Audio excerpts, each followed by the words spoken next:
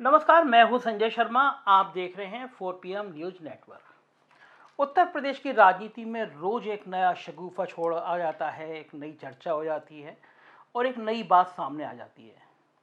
लगातार पिछले 10 दिनों से उत्तर प्रदेश की राजनीति का तापमान बढ़ा हुआ है।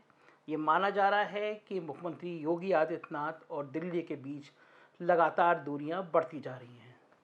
पिछले दिनों में आपको पता ही है कि किस तरह अचानक मध्य प्रदेश की मुख्यमंत्री अपना दौरा छोड़कर वापस लखनऊ आती हैं। जैसे ही सीएम दौरा करके अब आते हैं, तुरंत गवर्नर हाउस जाते हैं और जो 10-15 मिनट की रूटीन की बातचीत होती थी वो 1 घंटे तक बातचीत चलती है। दरअसल वो बात ये थी कि दिल्ली दरबार ने राज्यपाल के जरिए संदेश भिजवाया था कि जैसा चल रहा है उत्तर प्रदेश में वैसा नहीं चल सकता। हालात बहुत ख़राब थे। जो केंद्र के पास रिपोर्ट थी, जो दिल्ली दरबार पे रिपोर्ट थी, वो रिपोर्ट ये थी कि उत्तर प्रदेश के विधायकों में भारी नाराज़गी है। अगर मुख्यमंत्री ने अपना व्यवहार ठीक नहीं किया या मुख्यमंत्री को नहीं बदला गया तो भाजपा के बड़ी संख्या में विधायक विद्रोह कर सकते हैं। पिछले दिनों सदन में 150-200 विधायक बैठ भी गए थे और ये आज़ाद भारत के बाद शायद ये पहली घटना थी उत्तर प्रदेश में कि अपनी ही पार्टी के खिलाफ विधायक इतनी बड़ी संख्या में धरने पर बैठ गए हों। तो बताया जाता है कि गवर्नर ने यह संदेश दिया मुख्यमंत्री को कि कुछ शर्तें आप मान लीजिए, और मेरे जो सूत्र है उसके हिसाब से शर्त ये थी कि मुख्यमंत्री जी के बहुत कट्टर विरोधी का एक माहौल जिनका नाम को लेके बन गया है। हालांकि वो कितने विरोधी हैं ये तो मुख्यमंत्री जी खुद बता सकते हैं, लेकिन अरविंद शर्मा, तो मेरे सूत्र बता रहे थे कि गवर्नर ने मुख्यमंत्री से कहा कि अरविंद शर्मा को डिप्टी सीएम बनाया जाए, उनको गृह और कार्मिक विभाग दिया जाए। ये एक बड़ी बात थी। दूसरा झटका मुख्यमंत्री के लिए ये था कि कहा गया कि केशव मौर्य को पार्टी भाजपा का प्रदेश अध्यक्ष बनाना चाहती है। इन दोनों बातों पर मुख्यमंत्री सहमत नहीं हुए और मुझे लगता है एज ए चीफ मिनिस्टर उनको सहमत होना भी नहीं चाहिए। अगर मुख्यमंत्री के पास कार्मिक और गृह नहीं रह जाएगा तो मुख्यमंत्री का मुख्यमंत्री रह जाने का कोई मतलब नहीं बचेगा। मगर मुख्यमंत्री एक बहुत बड़ी गलती पहले कर चुके हैं। जब अरविंद शर्मा दिल्ली से आए थे और ये संदेश साफ था कि वो प्रधानमंत्री के दूत के रूप में उत्तर प्रदेश आए हैं। पूरा देश जानता है कि अरविंद शर्मा प्रधानमंत्री के सबसे भरोसे के अफसर थे। 2 साल नौकरी का बचा था तो सिर्फ एमएलसी बनने के लिए वो लखनऊ नहीं आए थे, मगर जब आए तो बिल्कुल सियासी तूफान हो गया कि प्रधानमंत्री ने अपना एक दूत भेजा है। दोनों डिप्टी सीएम लगभग चरण वंदना करते हुए तत्काल अरविंद शर्मा से मिलने पहुंच गए, दिनेश शर्मा भी और केशव मौर्य भी। उत्तर प्रदेश के तमाम कैबिनेट मिनिस्टर और बड़े बड़े ब्यूरोक्रेट अरविंद शर्मा के पास दरबार में हाजिरी लगाने पहुंच गए। जो मुख्यमंत्री के बहुत करीबी अफसर माने जाते हैं वो भी एक सिरा ढूंढने लगे कि अरविंद शर्मा से किसी तरह मुलाकात हो जाए। ये बात संभवतः 3-4 महीने पुरानी बात है और एमएलसी बनाया गया उनको। लेकिन सबसे महत्वपूर्ण बात ये थी कि जिस अरविंद शर्मा को मिलने के लिए सब बेकरार थे, मुख्यमंत्री ने उनको 4 दिन मिलने का समय भी नहीं दिया। तो ये बात भी बड़ी जग जाहिर हो गई थी कि मुख्यमंत्री इतने गुस्से में हैं, इतने तेवर में हैं, वो बर्दाश्त नहीं कर सकते कि पावर सेंटर उत्तर प्रदेश में एक हो। और यहीं से दिल्ली को भी उन्होंने संदेश दे दिया कि वह उन मुख्यमंत्रियों में से नहीं हैं जिन पर दिल्ली हुकूमत कर सकती है। योगी आदित्यनाथ के अंदर ये जो उत्साह या जो हिम्मत, ये जो हौसला आया, उसके पीछे उनके मंडली के वो अफसर या वो सलाहकार शामिल हैं जिन्होंने ये कहा था कि आप तो अगले प्रधानमंत्री का मटेरियल हैं। नारे लगने थे कि मोदी के बाद योगी, और ये बात करने लगे थे कि हिंदुत्व का बहुत बड़ा चेहरा हो गए हैं योगी। और संघ एक बात जानबूझ के प्रचारित की गई कि संघ चाहता है कि मोदी के बाद योगी को विकल्प के रूप में तैयार किया जाए, जिससे हिंदुत्ववादी नीति को बढ़ावा मिल सके। और ये बात खूब प्रचारित की गई कि संघ चाहता है कि मोदी के बाद योगी। जाहिर है अमित शाह का भविष्य खतरे में पड़ता, और अमित शाह जैसे तेज नेता जो मोदी जी की छाया की तरह रहते हैं, उनको ये बात अखरती और साथ ही दिल्ली दरबार को भी ये बात अखरती, क्योंकि मोदी जी का 7 साल में जो कद बढ़ा है उसमें विपक्ष के साथ साथ किसी भी भाजपा शासित राज्य के मुख्यमंत्री की इतनी हैसियत नहीं हुई कि वो ये कह सके कि मैं मोदी का विकल्प हूँ। ये खुद ना कहे तो उसके सलाहकार कहने लगे कि ये मोदी का विकल्प है।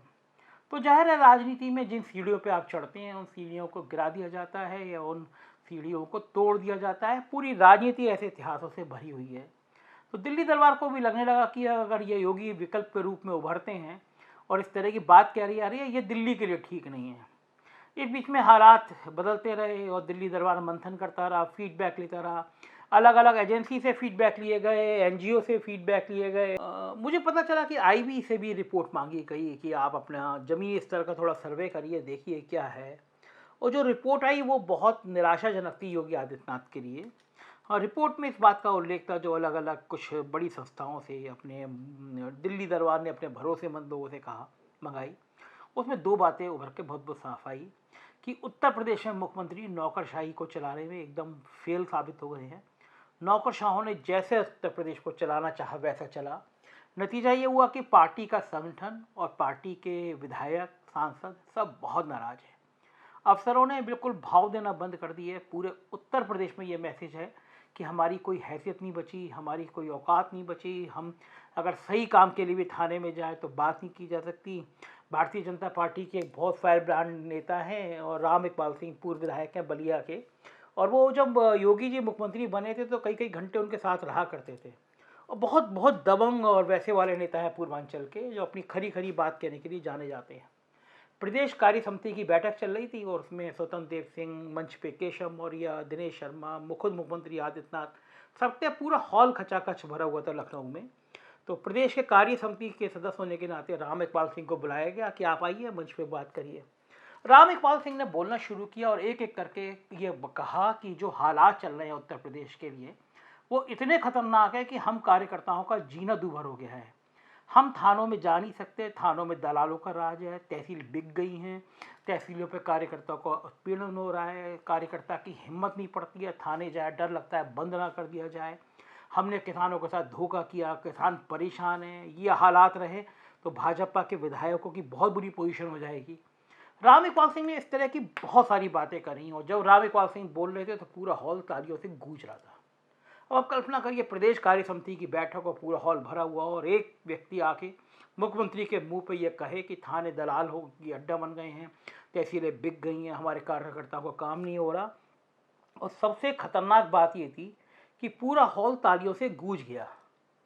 इसका मतलब ये था कि जो राम इकबाल सिंह बोल रहे थे वो यहाँ के लोग बैठे हुए सुन रहे चाह रहे थे और कह रहे थे हाँ ये सही है, कार्यकर्ता परेशान है। स्वतंत्र देव सिंह को लगा कि ये बहुत हालात ख़राब हो गई, ये क्या हो रहा है। वो उठ के खड़े हुए, गुस्से से बोले आप लोग ये क्या बात कर रहे हैं कार्यकर्ताओं से। बहुत बड़ी घटना थी बीजेपी के लिए ये, और शॉकिंग था कि मतलब मुख्यमंत्री के सामने, क्योंकि मुख्यमंत्री का ऑरा ऐसा है, लोग कहते हैं वो गुस्से में रहते हैं, आप उनके सामने अपनी बात कह नहीं सकते, और लोग कहते भी नहीं हैं, डरते भी हैं। तो जब राम इकबाल सिंह ने ये कह दी और तो ये लगा कि किसी भी सारे अखबारों की बड़ी खबर बनेगी ये। लेकिन रात में जब पता चला खबर छपने जा रही है तो एक बहुत बड़े अफसर ने उन अखबारों के बड़े अखबारों के संपादकों को फ़ोन किया और ये कहा है कि हमने आपको ये 7-8 करोड़ के पैकेज दिए हैं, अगर ये खबर छप गई तो मुख्यमंत्री जी हो सकता है आपके सारे पैकेज कैंसिल कर दें। तो 7-8 करोड़ बड़ा अमाउंट होता है लोकल अखबारों के लिए, तो वो खबर कहीं छपी नहीं। हमने वो खबर अगले दिन फ्रंट पेज की लीड बनाई और फिर उसके बाद में प्रियंका गांधी, अखिलेश यादव, संजय सिंह, आम आदमी पार्टी, पूरे देश में वो खबर वायरल इसलिए हुई क्योंकि बहुत बड़ी घटना थी। तो ये मैं एक बताना चाह रहा हूँ कि जो रिपोर्ट थी वो रिपोर्ट भी इसी बात पर नाराज थी कि विधायकों के काम नहीं हो रहे। मंत्रियों में सिर्फ सुरेश राणा और महेंद्र सिंह को छोड़ दें तो किसी मंत्री की इतनी हैसियत नहीं बची है कि वो अपने प्रभाव दिखा सके। तो ये जो संदेश है, ये रिपोर्ट आई तो पूरा दिल्ली नेतृत्व के भी हाथ पैर फूल गए कि उत्तर प्रदेश में हो क्या रहा है ये। एक तरफ ज़मीन के उस पे आधार पे ये हो रहा है, दूसरी तरफ मुख्यमंत्री को कहा जा रहा है वो प्रधानमंत्री हो गए। मतलब साफ था कि सब हवा हवाई बातें हो रही हैं। करप्शन के आधार पर रिपोर्ट मांगी गई और चेक कराया गया तो उत्तर प्रदेश के अधिकांश विभागों में कमीशन बहुत बढ़ गया है, पैसा हर जगह चल रहा है, ये बात सब जानते हैं, परेशान भी हैं। इन बातों के आधार पर जब राज्यपाल ने मुख्यमंत्री से कहा कि दिल्ली का संदेशा ये है तो मुख्यमंत्री ने स्पष्ट मना कर दिया। और जब अरविंद शर्मा की मुलाकात बनारस के एक सफल मॉडल के बाद मुख्यमंत्री से हुई तो बताया जाता है कि वो मुलाकात भी बहुत सुखद नहीं थी। मुख्यमंत्री ने अपने व्यवहार से कोई ऐसा संदेश नहीं दिया कि वो कुछ भी कंप्रोमाइज़ करके बीच का रास्ता निकालना चाहते हैं। बताया जाता है कि अरविंद शर्मा दिल्ली गए और दिल्ली में उन्होंने कहा कि वह इन व्यवहार के चलते वह भी मुख्यमंत्री के योगी आदित्यनाथ के साथ काम नहीं कर पाएंगे। ये बात बहुत चर्चा का विषय बनी हुई है। बीजेपी के ऊपरी सर्किल में, पॉलिटिकल खेमे में, राजनीतिक गलियारों में चर्चा का विषय है कि अरविंद शर्मा ने भी साफ साफ कह दिया कि इन हालातों में वे काम नहीं कर सकते। नतीजा ये हुआ कि बीजेपी फिर एक अनिश्चितकालीन मोड़ पर चली गई। कल रात को कोर कमेटी की बैठक हुई मुख्यमंत्री के घर पर सुनील बंसल थे उस बैठक में, केशव मौर्य थे, दिनेश शर्मा थे, स्वतंत्र देव सिंह थे, खुद मुख्यमंत्री थे। लेकिन उसमें जिला पंचायत अध्यक्षों को लेकर ज़्यादा चर्चा हुई, लेकिन बताया जाता है उसमें भी तापमान थोड़ा मुख्यमंत्री के तेवर तल्खी थे। अब रास्ता क्या बचता है? क्या दिल्ली नेतृत्व को ये भी डर था कि जब 6 महीने सूचना जारी होने में रह गए हैं, तो अगर योगी इस तरह नाराज हो जाएंगे तो कहीं बड़ा नुकसान ना कर दें हिंदुत्व का। लेकिन फिर दिल्ली नेतृत्व में आपस में बातचीत की गई। एक दिल्ली में उससे पहले हाई लेवल पे मीटिंग हुई। प्रधानमंत्री नरेंद्र मोदी थे, अमित शाह थे, जेपी नड्डा थे, सुनील बंसल थे और दत्तराज जी थे। खास बात यह है कि इस बैठक जो उत्तर प्रदेश के लिए की गई थी उसमें ना तो मुख्यमंत्री को बुलाया गया और ना स्वतंत्र देव को बुलाया गया। हालांकि संगठन मंत्री सुनील बंसल जरूर बुलाए गए थे। और वही सुनील बंसल जिसको सीएम के आसपास के रहने वाले लोग लगातार बेइज्जत करते हैं, उनके बारे में तरह तरह का दुष्प्रचार करते हैं और पिछले 2 सालों में सुनील बंसल को बदनाम करने की कोई कसर छोड़ी नहीं है कुछ खास लोगों ने। ये सब बिंदु भी वहाँ पे उठाए गए कि किस तरह बीजेपी के लोग ही बीजेपी को बदनाम कर रहे हैं। मुख्यमंत्री ने इन सब बातों को उत्तर प्रदेश में गवर्नर से मना किया कि मैं ऐसा मानने को तैयार नहीं हूँ। ये सारी बातें ऑफ रिकॉर्ड है, कहीं रिकॉर्ड में नहीं है, लेकिन बीजेपी के बहुत करीबी और बड़े प्रभावशाली लोगों ने मुझे ये बात बताई और गवर्नर हाउस से भी कुछ सूत्र निकले जहाँ पे ये चर्चा हुई। और राजनीतिक गलियारों में, राजनीतिक टीका टिप्पणियों में, राजनीतिक खबरों में इस तरह के सूत्रों का बहुत महत्व होता है। मैंने अपनी 30-35 साल के कैरियर में देखा है कि ये जो छोटी छोटी खबरें निकलती हैं बाद में यही हकीकत बन जाती हैं। एक तरफ योगी जी को जानने वाले दावा कर रहे थे कि योगी जी को चेहरा अगर चेंज किया तो बिल्कुल क्रांति हो जाएगी, सवाल ही नहीं है। लेकिन भाजपा के बड़े से बड़े नेता ये कह रहे थे और व्यक्तिगत बातचीत में कह रहे थे, कैमरा ऑन कैमरा नहीं कहने को तैयार नहीं थे, कि अगर मुख्यमंत्री योगी आदित्यनाथ का चेहरा चेंज नहीं किया गया तो पिछड़ी जातियाँ और दलित जातियाँ कम से कम भाजपा को वोट नहीं करेंगी। बहुत खतरनाक बात हो जाएगी। अब केंद्रीय नेतृत्व के सामने ये समस्या थी, अगर योगी का चेहरा चेंज करेंगे तो ठाकरों में नाराजगी बनेगी। तो केंद्रीय नेतृत्व को अंदाजा था, इसलिए कई महीने पहले ही राधा मोहन सिंह को प्रभारी बनाया गया उत्तर प्रदेश का। तब भी लोग चौंके कि जिस समय योगी जी के ऊपर ठाकुरवाद का आरोप लगता है, ठाकुर ठाकुर शब्द चिल्लाया जाता है, उस समय में प्रभारी मंत्री को भी एक क्षत्रिय को बनाना क्या संकेत देता है? मुझे लगता है ये दूर की रणनीति थी जो अब दिख रही है मुझे। और जब कल परसों में कोर कमेटी की बैठक के बाद में भी कोई नतीजा निकलता नहीं आया, तो दिल्ली दरबार ने तय किया कि अब वो वक्त आ गया है जब फाइनल कर दिया जाए कि होना क्या है। कल वीपी संतोष बीजेपी के महामंत्री हैं वो और प्रभारी राधा मोहन सिंह आ रहे हैं। लंबी 3 लंबे चरणों में लंबी बैठक होगी। संघ को भी साफ साफ कह दिया गया है कि ये आर पार की बात है, हमें उत्तर प्रदेश जीतना है और योगी आदित्यनाथ के इस रवैये के चलते उत्तर प्रदेश नहीं जीता जा सकता। तो जंग की तलवार, जंग की आवाज़ आ रही है, सब मना कर रहे हैं। योगी आदित्यनाथ का कैंप कह रहा है ये सब हवा में बातें हैं, दूसरा कैंप कह रहे ऐसी कोई बात नहीं है। मगर एक बहुत बड़ा दर्शन शास्त्र है, उसमें कहा जाता है कि धुआं वहीं निकलता है जहां आग होती है।